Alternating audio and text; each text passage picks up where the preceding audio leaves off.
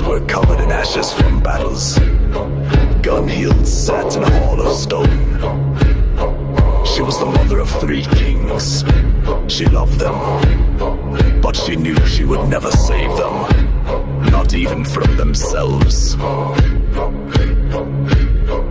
When the last of them fell in the winter, when the moon did not set,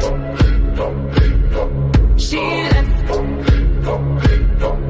She took nothing but an old cloak, an amber pendant.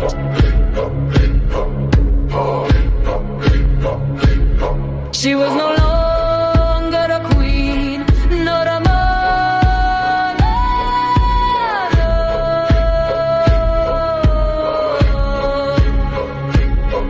She was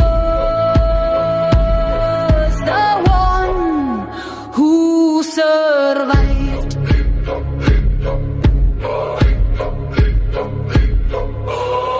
She wandered north, to a land where the trees whispered words the world had forgotten.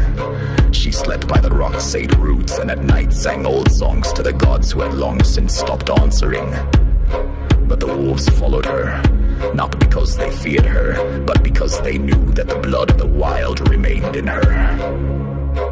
One shepherd saw her sitting on a stone, weaving threads of golden moss. They said she was weaving a rope for death. Another time woodcutters found her standing in an icy lake, waist deep in water, speaking softly to the reflection of a daughter she had never known. Gunnhild did not die, she lost her name, but she gained a story.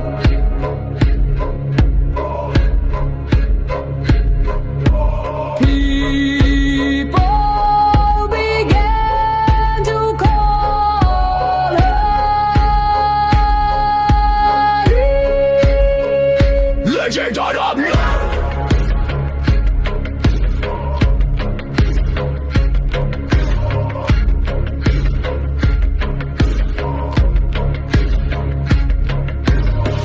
No one who knows the end of kings. It was the winter of the 5th sun. It was the winter of the 5th sun, when Gunnhild last passed through the gates of the royal court. She left behind her bloodline crowns and a throne of ashes. No one stopped her, no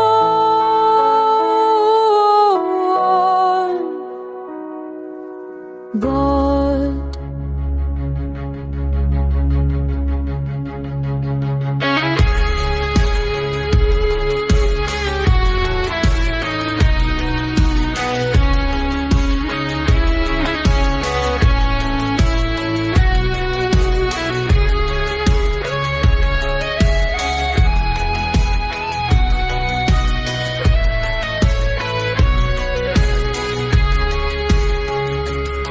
She walked silently, and at her heels was the wind, which carried the names of those who had fallen for her children.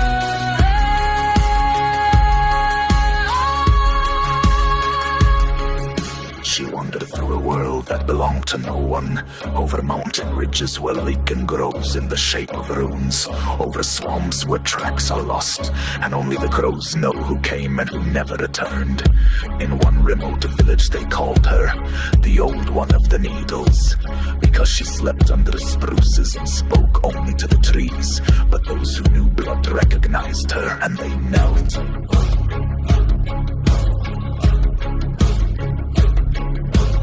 In the forest above the river, she found a girl, leaning against a stone, wounded with a child at rest. Gunnhild did not run away from her. She gathered herbs, she sang a quiet song as old as fire. And when the child was healed, She named him Trek, the one who survives. And before she went on into the darker woods, she left a piece of her own armor under a pillow, a tablet engraved with a wolf. It is said that where Gunnhild passed, the trees grew faster,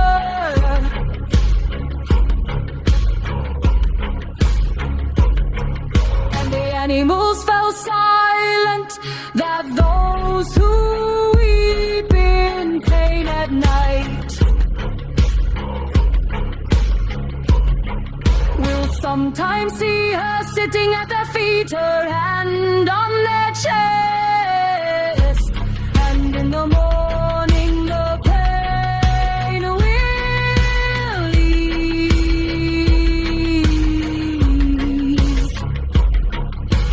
Not because she disappeared, but because she was recognized.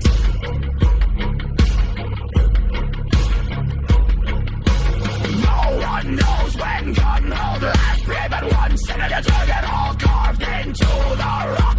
They found this inscription on the wall. Before a new king is born, the last mother must die.